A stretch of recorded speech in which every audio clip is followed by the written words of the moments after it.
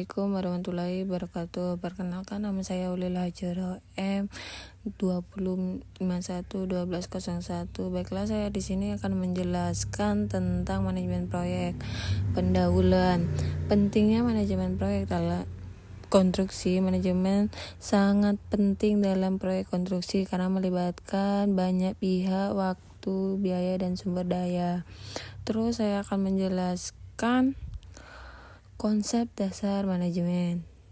Yang A, dari definisi dan pengertian manajemen dapat dilihat sebagai aspek. 1. Manajemen ilmu dan seni. Sebagai ilmu teori yang sangat terus secara sistematis dan terjadi dalam praktek dan berkembangan.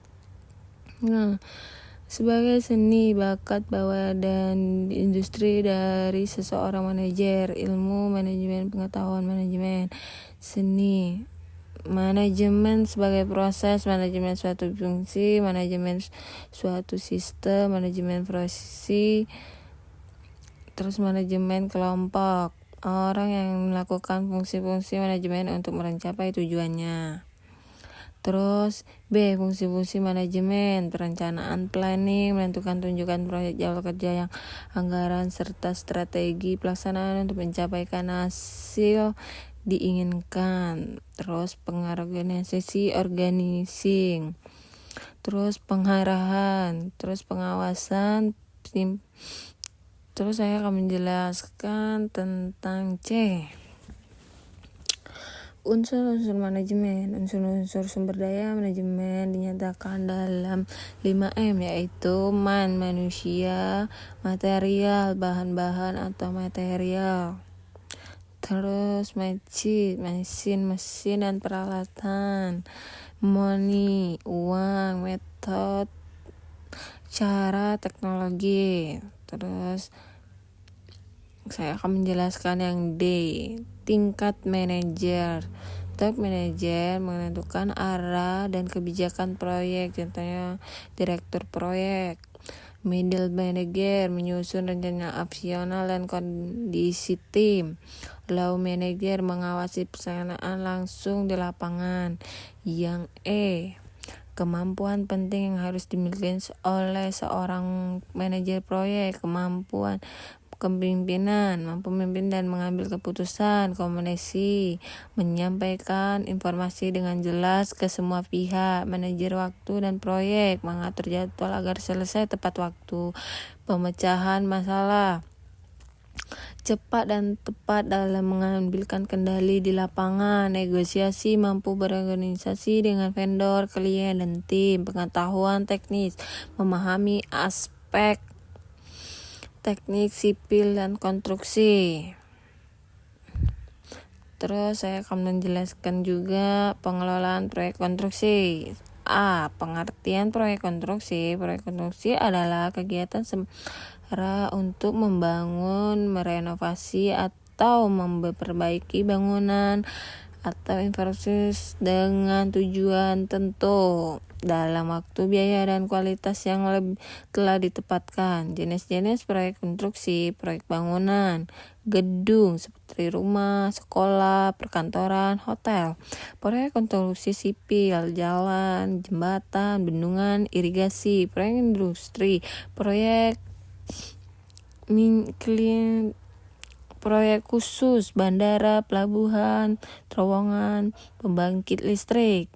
Yang B, peran manajemen dalam proyek konstruksi: merencanakan proyek secara matang, biaya dan tenaga kerja, mengatur dan mengorganisasi sumber daya secara efisien, mengawasi pelaksanaan agar sesuai rencana dan standar, mengatasi masalah dan risiko selama proyek berlangsung, menjamin proyek selesai tepat waktu, jual anggaran yang kualitas.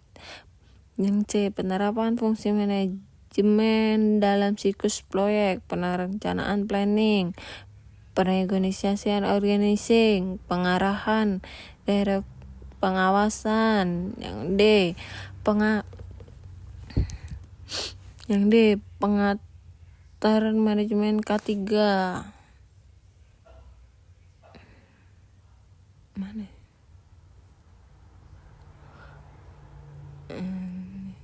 Ketiga, proyek konstruksi memiliki risiko tinggi seperti kecelakaan kerja, peran bahan berbahaya, dan kondisi kerja yang berbahaya. Oleh karena itu, manajemen ketiga bertujuan untuk mencegah kecelakaan dan cedera di tempat kerja, melindungi kesehatan pekerja dari risiko lingkungan dan pekerjaan, menjamin kepatuhan terhadap peraturan ketiga yang berlaku. Terus, manajemen proyek secara efisien dan praktis. A. Pengelolaan proyek dengan pendekatan manajemen konstruksi. Pendekatan manajemen konstruksi berfungsi pada perencanaan. Terus, beberapa elemen paling dalam pendataan adalah 1. Perencanaan dan penjadwalan. 2. Pengelolaan sumber daya, pengendalian risiko, koordinasi tim, pengawasan dan evaluasi. Yang B, jenis organisasi dalam proyek konstruksi: organisasi fungsional, organisasi proyek, organisasi matrik, organisasi lini dan staf. C. Perkembangan praktek manajemen proyek. Dalam bidang konstruksi telah mengalami banyak perubahan yang sering perkembangan teknologi, yaitu era digitalisasi, era modern, peran modern, pemerintahan secara tradisional. Teknologi dan digitalisasi fokus pada keberlanjutan dan yang D. Pengarahan standar manajemen proyek PKMKM. Ini dalam beberapa komponen utama. 1. Proses manajemen proyek. 2. Era pengetahuan. 3. Alat dan teknik.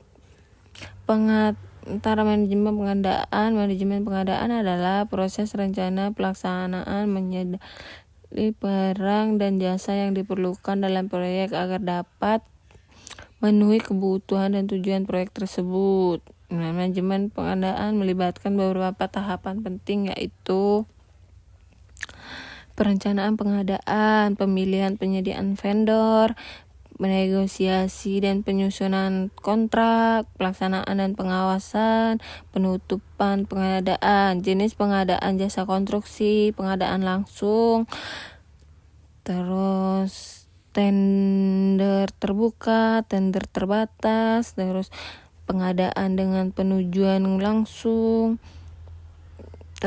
pengadaan terbatas. Terhadap pengadaan jasa konstruksi, perencanaan pengadaan, penyusunan dokumentasi pengadaan, proses pemilihan penyediaan, negosiasi dan